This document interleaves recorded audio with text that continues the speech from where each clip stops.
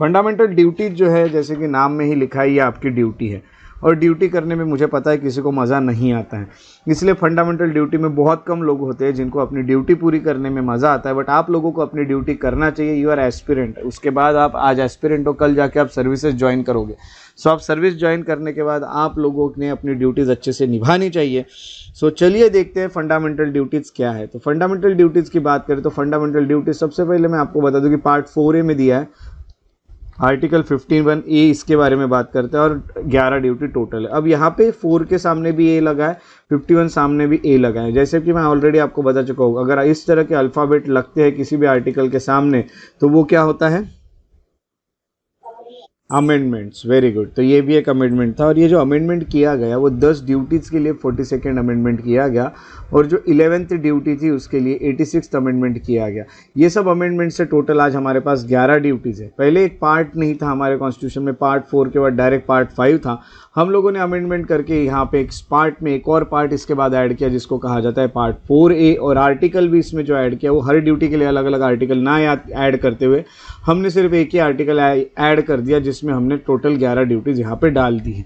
सो ये है fundamental duties जो आपने पूरी करनी चाहिए। बट फंडामेंटल ड्यूटीज़ में जाने के पहले मैं आपको इसके बारे में कुछ इन्फॉर्मेशन दे दूँ। ओरिजिनली ये कॉन्स्टिट्यूशन में नहीं था, अमेंडमेंट करके डाला गया। स्वर्ण सिंह कमेटी करके एक कमेटी है जिसके रिकमेंडेशन आए थे 1976 में, और इनके रिकमेंडेशन से देखिए, जब गवर्नमेंट कोई भी नया काम करना चाहती है तो किसी कमेटी को बनाती है। किसी कमेटी को बनाने के बाद इसी तरह की एक कमेटी बनाई गई थी जिसको कहा जाता है स्वर्ण सिंह कमेटी। ये कमेटी ने रिकमेंडेशन दिए थे कि फंडामेंटल ड्यूटीज होनी चाहिए, इसलिए 1976 में के अकॉर्डिंग अमेंडमेंट किए गए। 42nd अमेंडमेंट किया गया था जिसको मिनी कॉन्स्टिट्यूशन भी कहा जाता है। 1976 में इससे 10 ड्यूटी ऐड कर दी गई और 86 कॉन्स्टिट्यूशनल अमेंडमेंट एक्ट 2002 से एक और ड्यूटी ऐड की गई। आपको पता है ये जो 86 कॉन्स्टिट्यूशनल अमेंडमेंट एक्ट है 2002 का, ये कौन से चीज़ से रिलेटेड आपने पढ़ा है अब तक? Very good, yes, very good, right to education. तो एक जो ड्यूटी डाली गई वो भी एजुकेशन से रिलेटेड है, 11th ड्यूटी। तो ये सब यहाँ से हमें चीज़ें पता चल जाती है। तो यहाँ से जब हम आगे बढ़ते हैं तो हम काफ़ी सारी चीज़ें जानने की कोशिश करते हैं, जैसे कि फंडामेंटल ड्यूटीज़ क्या है क्या नहीं, ये हम तो पढ़ेंगे। बट उसके बारे में एक बेसिक इन्फॉर्मेशन भी आपको दे दूं कि फंडामेंटल ड्यूटीज जो है it is not enforceable by law, है ना। तो फीचर्स में जब हम पढ़ते हैं तो आपको ये बता देता हूँ, एनफोर्सेबल बाय लॉ है but not justiciable in nature है। सबसे पहले आपको बता दूं कुछ ऐसी ड्यूटीज जो मॉरल हैं, मॉरल यानी मॉरलिटी के चलते ऐड की गई, और कुछ कुछ आपकी as a civilian, as a citizen कुछ ड्यूटीज़ है। इसीलिए यहाँ पे दो तरह की ड्यूटीज़ देखने मिलती है। To refer to such values which have been part of Indian tradition, mythology, religions या प्रैक्टिस, इससे रिलेटेड ही ये ड्यूटीज़ आपको देखने मिलती है जो भी इंडिया में अब तक चली आई हुई चीज़ें। And fundamental duties are confined to citizens only. जो पार्ट 4A है ये याद रखिएगा, it is not for foreigners. Foreigners को ये ड्यूटीज़ पूरी नहीं करनी है। You as a citizen you have to perform this duties. So fundamental duties are confined to the citizens of India only and they are non justiciable in nature. इसके लिए आप अगर कोई पूरा नहीं करता इस ड्यूटी को तो उसके खिलाफ आप कोर्ट में नहीं जा सकते, बिकॉज ये पूरी duties not justiciable in nature है। कोर्ट ऑफ लॉ में इसका ये कोई भी ये नहीं है। सो जैसे कि मैं आपको बता चुका हूँ कि डीपीएसपी भी उसी तरह के है, वैसे ही फंडामेंटल ड्यूटीज़ भी हैं। अब फंडामेंटल ड्यूटीज़ ये है और ये सब चीज़ें होने के साथ साथ अभी फंडामेंटल ड्यूटीज़ को पढ़ना शुरू करते हैं। अब फंडामेंटल ड्यूटीज जब पढ़ोगे तो जैसे मैंने बताया कि फंडामेंटल ड्यूटीज़ को आप पूरा करो या मत करो, आपको कोर्ट में कोई ले जाया नहीं जाएगा। बट अगर किसी फंडामेंटल ड्यूटी पे अगर गवर्नमेंट ने लॉ बना दिया तो उस लॉ के अकॉर्डिंग फिर आपको पनिश किया जा सकता है। बट डायरेक्टली विदाउट लॉ बनाए हुए आप लोगों को इस फंडामेंटल ड्यूटीज़ को परफॉर्म ना करने के लिए पनिश नहीं किया जाएगा। ये सब चीज़ें यहाँ पे हमें देखने मिलती है। तो these are the features of fundamental duty. So आपको फीचर्स यहाँ पे पता चल जाते हैं। फीचर्स के बाद हम आगे जो पढ़ते हैं वो होता है list of fundamental duties. Fundamental duties को पढ़ने की कोशिश करके टोटल 11 फंडामेंटल ड्यूटीज़ है। एक एक ड्यूटी को मैं यहाँ पे आपके साथ डिस्कस करूँगा और डिस्कस करने के साथ साथ आपको हर ड्यूटी को यहाँ पे समझ के लेना है। बाकी आपको कीवर्ड के भरोसे इन्हें याद करने की भी ज़रूरत है। तो कल मैं आई होप कि आपने 36 से लेकर 51 तक के आर्टिकल्स याद कर लिए और काफ़ी सारे लोगों ने मुझे भेजे भी है, बट अभी सबके आने के हैं तो सब लोग भेज दे। जो मैंने कल के टास्क दिए थे आप लोगों को, यही आप लोगों का मैं वेट कर रहा हूँ कि आप कब भेजते हैं। तो काफ़ी सारे लोगों के आ गए हैं, बट जिनके बच्चे वो भेज दे, पीछे किसी को भी नहीं रहना है, ये याद रखिए। अब यहाँ पे लिस्ट अगर देखें फंडामेंटल ड्यूटीज़ की, तो लिस्ट में सबसे पहले हम एक एक चीज़ पढ़ने की कोशिश करेंगे। पहला पॉइंट यहाँ पे कहता है टू अबाइड, याद रखिएगा, to abide by the constitution and respects its ideal. पहला जो ड्यूटी उसे मैं पढ़ रहा हूँ, अच्छे से समझने की कोशिश कीजिएगा। To abide by the constitution, तो यहाँ पे एक वर्ड यूज़ हुआ है अबाइड। अबाइड का मतलब होता है एक्सेप्ट करना या फिर कॉन्स्टिट्यूशन के अकॉर्डिंग चलना, है ना। अकॉर्डिंग टू कॉन्स्टिट्यूशन कहेंगे या फिर कॉन्स्टिट्यूशन को एक्सेप्ट करना, ये सब चीज़ें कॉन्स्टिट्यूशन के अकॉर्डिंग आपको चलना है, कॉन्स्टिट्यूशन को आपको एक्सेप्ट करना है। This is your first duty. And second, to respect its ideals and institutions. अब इंस्टीट्यूशंस और आइडियल्स जो भी रहे हैं कॉन्स्टिट्यूशन के, है ना, यानी हम कहेंगे कि जो भी लोग इससे जुड़े हुए आइडियल्स, या फिर हम कहेंगे जो भी इंस्टीट्यूशंस इस फंड कॉन्स्टिट्यूशन से जुड़े हुए, इन सबको आपने रिस्पेक्ट करना चाहिए। और नेशनल फ्लैग और नेशनल एंथम को भी आपने रेस्पेक्ट करना चाहिए। ये पहली फंडामेंटल ड्यूटी। तो फंडामेंटल ड्यूटी जो पहली है, इसमें मैं आपको कीवर्ड बता देता हूँ। आपका कीवर्ड है पहला constitution, second keyword is national flag, third keyword is national anthem. आपको अगर लगता है तो आप कॉन्स्टिट्यूशन के इंस्टीट्यूशंस और आइडियल्स ये भी याद रख सकते हो। तो कॉन्स्टिट्यूशन के इंस्टीट्यूशन से आइडियल, नेशनल फ्लैग और national anthem, these are the keywords of first fundamental duty. तो ये आपकी पहली फंडामेंटल ड्यूटी है, ये आपको करना चाहिए। और देखिए, नेशनल फ्लैग और इन सब के लिए लॉ बन चुके हैं, तो आप अगर इसको वायलेट करोगे तो आपको इसके लिए पनिश किया जाएगा। फंडामेंटल ड्यूटी के लिए जब तक लॉ नहीं बनता तब तक पनिश नहीं किया जा सकता, बट अगर लॉ बन गया तो आपको पनिश किया जा सकता है, फिर कोर्ट आपको पनिश कर सकता है। ठीक है, ये आपकी पहली fundamental. Second fundamental duty, to cherish and follow.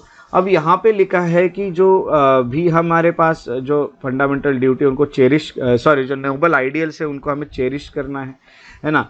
Cherish को हम कह सकते हैं प्रोटेक्ट करना या केयर करना। ये वर्ड्स थोड़े से अलग है, बट इसके लिए डिफरेंट वर्ड्स हम ढूंढ के ला सकते हैं, जैसे प्रोटेक्ट करना या केयर करना या फॉलो करना। किन चीज़ों को? तो नोबल आइडियल्स को। अब नोबल आइडियल्स की अगर बात करें तो हम ये कह सकते हैं कि जो भी चीज़ें हमारी रही हैं, यानी हम कहेंगे कि जितनी भी मॉरल प्रिंसिपल्स हमारे रहे हैं, है ना, वो हम कह सकते हैं नोबल, यानी मॉरल प्रिंसिपल्स आप एक तरह से कह सकते हैं। ठीक है, तो आपके ये नोबल ये हो गए आइडियल्स जो भी रहे हैं, that inspired the national struggle for freedom, है ना, यानी हमारे प्रिंसिपल। जैसे आपके कौन सा ऐसा नोबल आइडियल है जो आपके नेशनल स्ट्रगल को? यस, गांधीयन, यानी नॉन वायलेंस, ट्रूथ, ये सब जो चीज़ें हैं ये सब आपके नोबल आइडियल्स हैं। इनको आपने हमेशा चेरिश करना चाहिए, इनको प्रोटेक्ट करना चाहिए, इनकी केयर करना चाहिए और आपने इनको फॉलो करना चाहिए। तो नॉन वायलेंस, ट्रुथ जैसी चीज़ों को आपने फॉलो करना चाहिए, ये आपके सेकंड फंडामेंटल ड्यूटी कहती है। थर्ड फंडामेंटल ड्यूटी की तरफ आएंगे तो to uphold and protect the sovereignty. Sovereignty क्या होता है मैं ऑलरेडी आपको बता चुका हूँ, यूनिटी भी बता चुका हूँ और इंटीग्रिटी भी बता चुका हूँ। ये तीन वर्ड्स जो होते हैं ये इस जगह के अलावा और कहाँ पे यूज हुए हैं? प्रिएम्बल, है ना। तो ऐसा क्वेश्चन भी आया कि ये तीन वर्ड्स कहाँ पे यूज हुए हैं, तो ऑप्शन में वो लिखेंगे प्रिएम्बल एंड फंडामेंटल ड्यूटीज, तो ये वाला ऑप्शन करेक्ट होगा। प्रिएम्बल में भी यूज हुए, फंडामेंटल ड्यूटी में भी यूज हुए, तो इन सबको आपको प्रोटेक्ट करना है। देश की सोवर्निटी हो गई, यूनिटी हो गई, इंटीग्रिटी हो गई, इंडिया की ये। अब फोर्थ फंडामेंटल ड्यूटी कहती है, अब यहाँ पे देखिए, जैसे मैंने पहले इसमें आपको कीवर्ड ये मार्क करके दिए, constitution, national flag and national anthem. Second जो ड्यूटी है इसमें आपको देखने मिलता है वो है noble ideals that inspired national struggle, है ना, फॉर फ्रीडम, तो नोबल आइडियल्स। थर्ड वाले में मिलता है सोवर्निटी, यूनिटी एंड इंटीग्रिटी, ये कीवर्ड। फोर्थ वाले में देख लेते हैं, to defend the country and render national service when call upon to do so. तो कंट्री को आपको डिफेंड करना चाहिए। देखिए, अब डिफेंड कैसे भी करना पड़े, चाहे बॉर्डर पे बहुत बड़ा वॉर चल रहा है और हमारे आर्मी जो है वो अभी यानी एक तरह से अभी नहीं कम पड़ रही है आर्मी, तो आप लोगों को अगर बुलाया जाए तो आपको भी जाना चाहिए, but it is not compulsory, it is your duty. नहीं गए तो कोई फर्क नहीं पड़ेगा, तो आपको कंट्री को डिफेंड करने के लिए रेडी रहना पड़ेगा, है ना। हाँ हाँ हाँ, इजराइल में जैसे होता है, इजराइल में तो सभी लोगों को मिलिट्री ट्रेनिंग दी जाती है, वैसे हमारे यहाँ सबको नहीं दी जाती है, फिर भी जो लोगों के लिए पॉसिबल है वो डिफेंड करे अपने देश को जाके, अगर देश किसी मुश्किल में पड़ जाए तो, है ना, तो defend the country and render the national service. National service तो आपने देना चाहिए। आजकल कॉलेजेस में नेशनल सर्विस को लेके काफ़ी सारे चल रहे हैं, ऑर्गेनाइजेशंस बनाए हुए स्टूडेंट्स के जिसके थ्रू नेशनल सर्विस दे रहे हैं। नेशनल सर्विस में कुछ भी हो सकता है, ये एनसीसी से भी, एनसीसी कहेंगे उससे अच्छा एनएसएस आजकल चल रहा है। एनएसएस किसी ने सुना है? एनएसएस है ना। हाँ, तो ये सब नेशनल सर्विसेज का है। तो एनएसएस जो होता है, इस तरह की चीज़ें हमें देखने मिलती है। नेशनल सर्विस स्कीम कहा जाता है इसको। ये सभी इसमें लाई है, यूथ के बीच में इसको प्रमोट किया जा रहा है।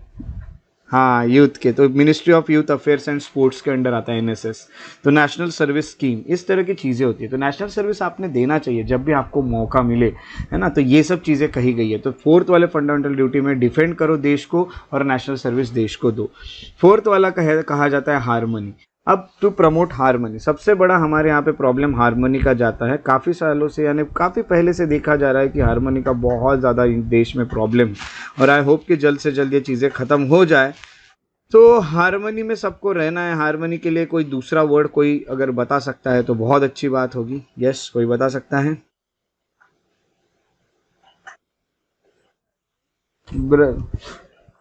कंपैशन, या फिर हम ये भी कह सकते हैं कोऑपरेशन, बराबर है ना। कोऑपरेशन, है ना, ये सब है ना, ये पीसफुली रहना या ये सब, तो हम यहाँ, हाँ, एडजस्टमेंट करना है ना। तो काफ़ी सारे वर्ड आपको मिल गए। तो हम इसके लिए एक वर्ड अगर कॉमन लेना है तो कोऑपरेशन ले सकते हैं। तो हारमनी, वेरी गुड, आप लोगों ने जो बताई वो बराबर एकदम रहे हैं।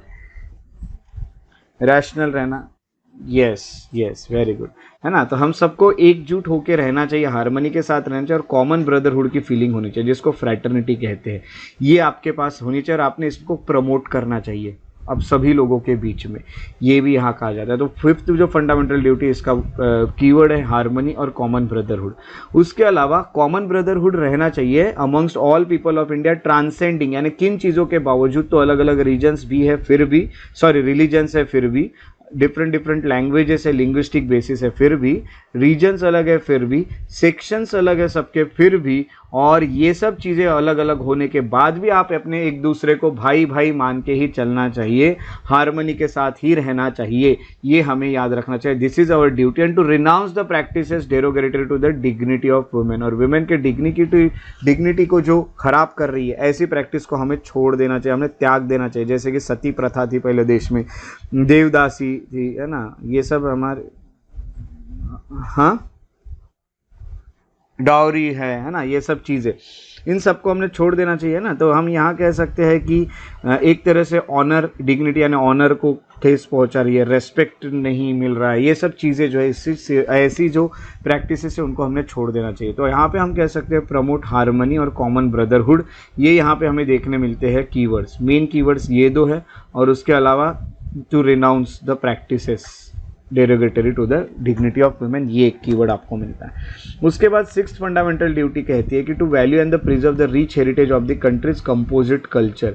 तो ये कल्चर को लेके हमें वैल्यू और प्रिजर्व करना चाहिए हमारे कल्चर को। हमारा जो कल्चर है वो काफ़ी एक डाइवर्स कल्चर है, और इंडिया एक तरह से कल्चर के कारण ही जाना जाता है। अगर कल्चर को ही हम प्रोटेक्ट नहीं करेंगे तो इंडिया का क्या होगा। इसीलिए हमने प्रिजर्व करना चाहिए और वैल्यू करना चाहिए रिच हेरिटेज को, और हमारे कंपोजिट कल्चर को, जो हमारा कल्चर इतना बड़ा कल्चर बना है, इसको हमने हर बार वैल्यू और प्रिजर्व करते रहना चाहिए। ये भी हमें यहाँ पे पता चलता है। तो ये सब चीज़ें हैं जो हमें यहाँ देखने मिलती है। इसके अलावा और भी अगर हम देखें, 6 फंडामेंटल ड्यूटीज़ यहाँ पे हमने पढ़ ली है। 6 के बाद जो 7th फंडामेंटल ड्यूटी है वो कहती है to protect and improve the natural environment. ये हमारा सबसे इंपॉर्टेंट एक इशू है आजकल, नेचुरल एनवायरनमेंट में, जिसमें फॉरेस्ट आते हैं, लेक्स आते हैं, रिवर्स आते हैं, वाइल्ड लाइफ आते हैं, और हमें एक कंपैशन होना चाहिए। ऐसा हम कह सकते हैं कि एक दया होनी चाहिए हमारे अंदर लिविंग क्रिएचर्स को लेके। यानी हमने जो भी जिंदा क्रिएचर्स हमारे आजू बाजू घूम रहे, उन्हें हमने हार्म नहीं करना चाहिए, है ना। जैसे जो भी है, डॉग्स हो, चाहे वो जो भी जानवर आपके आजू बाजू देख रहे मिले, उनको आपने हार्म नहीं करना चाहिए। ये भी आपकी एक ड्यूटी है ना। उसके अलावा हम कहेंगे कि यहाँ पे जो 8th फंडामेंटल ड्यूटी है वो ये कहती है to develop scientific temper.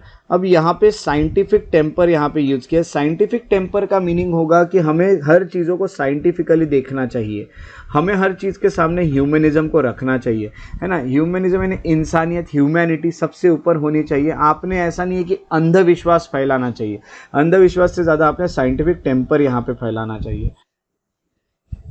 Intellectual वे में, हाँ रैशनल इंटेलेक्चुअल वे में आपने सोचना चाहिए। जैसे कि हम यहाँ पे कह सकते हैं एक चीज़ की साइंटिफिकली किसी चीज़ के बारे में सोचना है। देखिए कभी कभी क्या होता है कि फास्टिंग, आप लोग फास्टिंग कर रहे हैं क्योंकि भगवान खुश होगा, this is not rational thinking, it is not scientific temper. आप फास्टिंग कर रहे हैं ताकि आपके डाइजेस्टिव सिस्टम जो है वो ठीक रहेगा, एक दिन उसको रेस्ट मिलेगा, then it is scientifical reason है, साइंटिफिक रीज़न। तो साइंटिफिक टेम्पर इज़ दिस, है ना, हर चीज़ को आपने साइंटिफिकली देखना चाहिए, साइंटिफिक टेम्पर डेवलप करना चाहिए, ह्यूमनिज्म होना चाहिए और स्पिरिट ऑफ इंक्वायरी आपके अंदर होना चाहिए।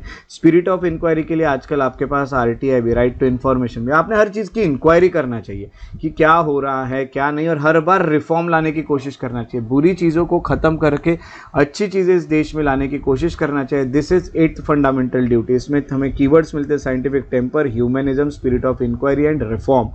उसके बाद 9th हमारा फंडामेंटल ड्यूटी कहता है टू सेफगार्ड पब्लिक प्रॉपर्टी। हमने पब्लिक प्रॉपर्टी को सेफगार्ड करना चाहिए। ऐसा नहीं है कि आप कोई भी प्रोटेस्ट कर रहे हो और पब्लिक प्रॉपर्टी को ही तोड़ रहे हो। पब्लिक प्रॉपर्टी को तोड़ना यानी आप खुद के पैसे से, खुद के जेब के पैसे से बनी हुई प्रॉपर्टी को तोड़ रहे हो। It belongs to you, public की प्रॉपर्टी भैया, यानी आपकी प्रॉपर्टी, आप क्यों तोड़ रहे हो? पॉलिटिशियंस को क्या फर्क पड़ने वाला है?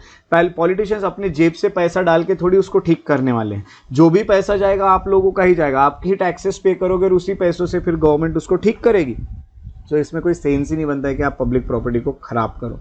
एंड टू एब्जॉर वायलेंस, और वायलेंस जैसी चीज़ें करो, तो ये आपको छोड़ना पड़ेगा ना। तो टू एब्जॉर यानी हमें वायलेंस छोड़ना है और पब्लिक प्रॉपर्टी को सेफगार्ड करना है, ये है। उसके बाद 10th फंडामेंटल ड्यूटी जो है वो ये है कि to strive towards excellence in all sphere. हमने हर स्पीयर में एक्सेलेंस हासिल करना चाहिए of individual and collective activity, है ना। इंडिविजुअली करो, आप आगे बढ़ो, या फिर कलेक्टिवली आगे बढ़ो, पर आगे आपने बढ़ना चाहिए, क्योंकि आपके आगे बढ़ने से या हम सब के आगे बढ़ने से हमारा जो नेशन है, हमारा जो इंडिया है, it will constantly raises to higher levels. ये आपने करना चाहिए और हमने नई नई अचीवमेंट्स अचीव करते रहना चाहिए। ये भी आपकी एक फंडामेंटल ड्यूटी, आपने देश को माइंड में रखते हुए ये चीज़ें करना चाहिए। और आपने खुद का डेवलपमेंट करते करते एक तो इंडिविजुअल करो या फिर कलेक्टिवली करो, बट ये आपको करना ही पड़ेगा ताकि आपका नेशन जो है हर बार राइज होता रहे हायर लेवल्स ऑफ एंडेवर को, और उसके अलावा अचीवमेंट्स भी हासिल करता रहे। ये एक और आपकी फंडामेंटल ड्यूटी बनती है जो कि 10th फंडामेंटल ड्यूटी है। अब 11th फंडामेंटल ड्यूटी की तरफ अगर हम आते हैं तो हमें ये पता चलता है कि to provide opportunities for education. अब देखिए 10th फंडामेंटल ड्यूटी जो है ये ऐड की गई थी by 42nd constitutional amendment act of year 1976। उसके बाद ये जो फंडामेंटल ड्यूटी ऐड की गई है 86 constitutional amendment act of year 2002 add की गई है, एजुकेशन से रिलेटेड है। इसके लिए एक ही आपको याद रखना है, एजुकेशन। अब एजुकेशन कौन से एज में, तो 6 to 14 ईयर्स। आपको पता है कि वो जो बच्चे जिनको 6 to 14 ईयर्स के जो बच्चे, उनका ये अधिकार है, उनका ये राइट है कि उनको फ्री और कंपलसरी एजुकेशन मिले। बट उनको इतना अवेयरनेस थोड़ी रहेगा कि उनको ये फंडामेंटल राइट मिला है कि उनको 6 to 14 ईयर्स में फ्री एंड कंपलसरी एजुकेशन मिलेगा। तो ये जो किसी का राइट है उन बच्चों का, ये किसी की ड्यूटी है। तो चिल्ड्रन, उस जो चाइल्ड है या फिर उनके जो वार्ड है, यानी हम कहेंगे कि अपॉर्चुनिटीज़ हम लोगों ने देना चाहिए उनको पढ़ने की, हमने उनको पढ़ाना चाहिए। अगर उनकी राइट है पढ़ने का तो हमारी ड्यूटी उनको पढ़ाने की। सो ये अपना ड्यूटी बनती है कि हम उनको पढ़ाते रहे और उनका राइट जो है ये भी उससे पूरा होता रहेगा। सो ये एक फंडामेंटल ड्यूटी जुड़ने के बाद टोटल इंडिया में 11 फंडामेंटल ड्यूटीज़ हो चुकी है। आज का आपका ये फंडामेंटल ड्यूटी जो मैंने आपको बताया, इसको एक बार हम रिवाइज कर लेते हैं। पहला जो फंडामेंटल ड्यूटी थी वो कॉन्स्टिट्यूशन को, नेशनल फ्लैग को और नेशनल एंथम को रेस्पेक्ट करने को लेके थी। दूसरी थी नोबल आइडियल्स को चेरिश या फॉलो करने को लेके थी। थर्ड थी सोवरेनिटी, इंटीग्रिटी और यूनिटी को लेके इंडिया के। फोर्थ थी डिफेंड करना या फिर नेशनल सर्विस देने को लेके। फिफ्थ आपकी आती है हार्मनी या कॉमन ब्रदरहुड को क्या प्रमोट करने को लेके, या डिग्निटी ऑफ वुमेन को मेंटेन करने को लेके। ये सिक्स्थ फंडामेंटल ड्यूटी आती है हमारे कल्चर को लेके। 7th फंडामेंटल ड्यूटी आती है एनवायरमेंट को लेके और लिविंग क्रिएचर्स को लेके। 8th फंडामेंटल ड्यूटी है scientific temper, humanism, spirit of inquiry और रिफॉर्म को लेके। 9th फंडामेंटल ड्यूटी आती है पब्लिक प्रॉपर्टी को और वायलेंस को लेके। 10th फंडामेंटल ड्यूटी आती है एक्सेलेंस, इंडिविजुअल और कलेक्टिव एक्टिविटी को लेके, जिससे हमारा नेशन राइज करेगा, इसको लेके। और 11th फंडामेंटल ड्यूटी आती है education of children between the age of 6 to 14 years को लेके। ऐसे हमारे पास टोटल 11 फंडामेंटल ड्यूटीज़ है। अब उसके बाद हम देख लेते हैं क्रिटिसिज्म। इसको क्रिटिसाइज बहुत किया जाता है फंडामेंटल ड्यूटीज। क्रिटिसाइज ये ये किया जाता है कि ये बहुत एग्जॉस्टिव है। एग्जॉस्टिव होने का मीनिंग ये है कि ये काफ़ी सारे ड्यूटीज़ को कवर नहीं कर रहा है। बराबर है, वैसे कुछ ड्यूटीज़ है जो यहाँ पे होनी चाहिए थी जो नहीं है, जैसे कि आपने टैक्सेस पे करना चाहिए, उसके साथ साथ आपने वोटिंग करना चाहिए, या फिर हम कहेंगे कि फैमिली प्लानिंग करना चाहिए जिससे आपकी पॉपुलेशन जो इंडिया की है वो कंट्रोल में रह सके। ये सब चीज़ों को भी ऐड करना था फंडामेंटल ड्यूटीज़ में जो नहीं है। ठीक है, ये पहला क्रिटिसिज्म, इट इज़ ओके कि ये एग्जॉस्टिव है, क्योंकि ये चीज़ें जो है ना ये ऑलरेडी स्वर्ण सिंह कमेटी ने रिकमेंड की थी, बट ये चीज़ें फिर भी इंक्लूड नहीं की गई। तो इट इज़ ये जो हम कह सकते हैं कि एक तरह से पहला क्रिटिसिज्म जो है it is okay. Second criticism जो है ये बहुत वैग और एम्बिगियस है, यानी हम कह सकते हैं कि डिफ़िकल्ट टू अंडरस्टैंड है, इसको जल्दी समझ नहीं सकते क्योंकि इसमें वर्ड्स बहुत ज़्यादा डिफ़िकल्ट यूज़ हुए। नॉर्मल सिटीजन को नहीं समझ सकता है क्योंकि आप यूज़ कर रहे हो, आप यूपीएससी की प्रिपरेशन कर रहे हो तो it is easy for you to understand, जैसे कि नोबल आइडियल्स क्या है, फ्रीडम स्ट्रगल को जो ये किए हैं, हम लोगों को सबको थोड़ी पता है। उसके अलावा कंपोजिट कल्चर ऐसे वर्ड यहाँ यूज़ किए हैं, या फिर हम कहेंगे साइंटिफिक टेम्पर ऐसे वर्ड यहाँ यूज़ किए। तो ऐसे वर्ड जल्दी अंडरस्टैंडेबल नहीं है लोगों को, तो ऐसा माना जाता है कि इसके जगह पे कुछ इजी वर्ड्स यूज़ करना चाहिए था। ये भी यहाँ पे एक क्रिटिसिज्म दिया गया है। तीसरा क्रिटिसिज्म ये बोला है कि इनको नॉन जस्टिशिएबल कहा गया है, जिसके कारण इसका जो वैल्यू है वो बहुत कम हो गई है ना, क्योंकि अगर जो भी इसको फॉलो ना करे उसको कोर्ट में भी नहीं ले जाया जाएगा, तो इसके कारण बहुत कम इसकी हम कहेंगे कि एक वैल्यू कम हो गई है। तो स्वर्ण सिंह कमेटी ने ये भी बताया था कि इनको नॉन जस्टिशिएबल नहीं रखते हुए आपने इनके ना करने पे कुछ पेनल्टी रखना चाहिए या फिर कुछ पनिशमेंट रखना चाहिए, ये सब यहाँ रखना चाहिए था, ये भी स्वर्ण सिंह कमेटी ने कहा था। उसके अलावा ये जो है ये बहुत सुपरफ्लुअस है। अब सुपरफ्लुअस की अगर हम बात करें तो सुपरफ्लुअस का मीनिंग होता है कि ये जितनी भी चीज़ें हैं है ना, ये फंडामेंटल ड्यूटी ऐड करने की उतनी ज़रूरत नहीं थी, ऐसा भी कहा जाता है, क्योंकि इसको ऐड करने से भी क्या होता है, तो इसको इंक्लूड नहीं भी किया तो भी जिसको परफॉर्म करना है वो परफॉर्म कर ही रहा था, क्योंकि जिसको नेशनल फ्लैग को यहाँ पे रेस्पेक्ट करना है रेस्पेक्ट कर ही रहा था। तो इसको सुपरफ्लुअस है, इसको ऐड करने की कोई ज़रूरत नहीं थी। नहीं भी करते तो भी लोग परफॉर्म जिसको करना है वो करेगा, और जिस ऐड करने से भी जिसको परफॉर्म नहीं करना है वो नहीं ही करेगा, तो कोई मतलब नहीं है, ऐसा भी काफ़ी लोगों का कहना है। और कुछ क्रिटिसिज्म ये भी है कि इसको पार्ट 4 में डाला, एंड इट इज़ ये क्रिटिसिज्म बहुत एक जस्टिफिकेशन वाला क्रिटिसिज्म है। इसको हम कह सकते हैं कि ये बराबर है। फंडामेंटल ड्यूटी को पार्ट 4 में डाल देने के कारण सच में इसकी वैल्यू कम हो गई है।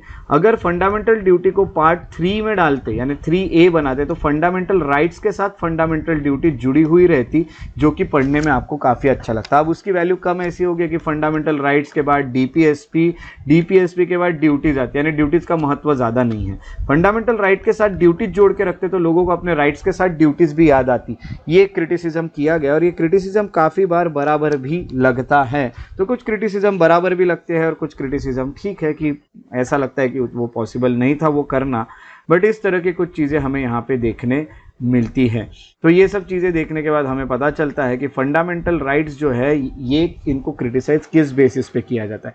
अब क्रिटिसाइज किया गया है, बट जैसे कि अभी ये क्वेश्चन पूछा विकास जी ने कि इसका महत्व क्या है, तो मैं आपको कुछ सिग्निफिकेंस बता देता हूँ इसका कि इसको रखा क्यों है। फिर अब ये इतना सारा है, ये सब तो कुछ मतलब ही नहीं था रख के, तो रखा इसीलिए गया है कि सबसे पहले रिमाइंडर करके सर्व करे। कभी कभी लोग भूल जाते हैं कि उनकी ड्यूटीज़ क्या है। जैसे आज आप ड्यूटीज़ पढ़ रहे हो तो आपको अचानक से याद आएगा कि मुझे ऐसा ऐसा करना चाहिए, तो it serve as a reminder for you कि आपने ये सब करना चाहिए, आपने कंट्री के लिए कुछ करना चाहिए।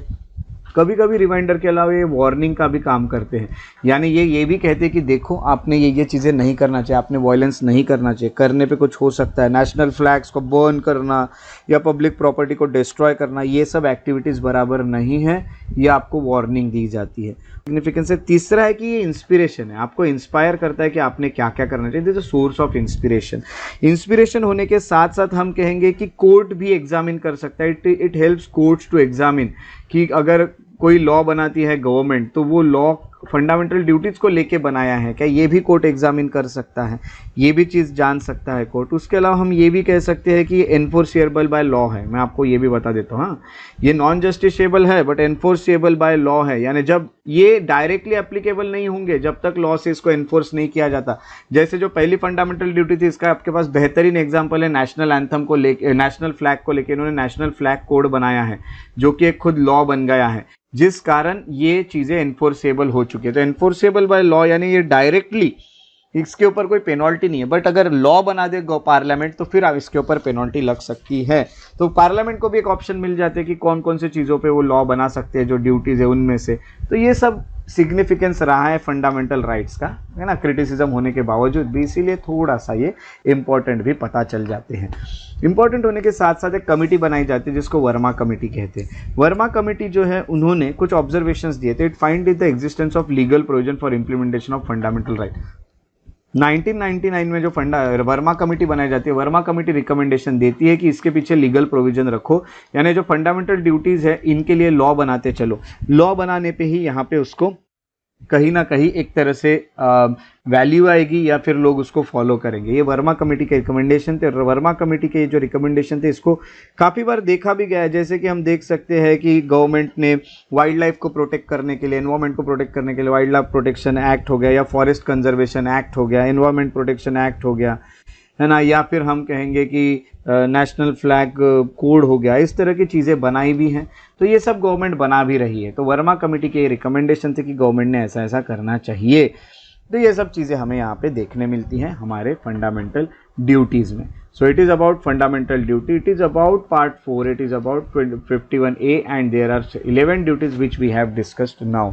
सो इस फंडामेंटल ड्यूटी के टॉपिक में हमने इसके बारे में कुछ फैक्ट्स देखे, फैक्ट्स के बाद हमने फीचर्स देखे, फीचर्स के बाद हमने लिस्ट देखी 11 ड्यूटीज़ की, हमने क्रिटिसिज्म देखा, क्रिटिसिज्म के साथ साथ हमने सिग्निफिकेंस देखा, और इस तरह से हमारी चीज़ें रही। और एक कमेटी जो बिठाई गई वो कमेटी क्या थी वो भी हमने यहाँ देखी। ये था हमारा टॉपिक जिसका नाम था फंडामेंटल ड्यूटीज़।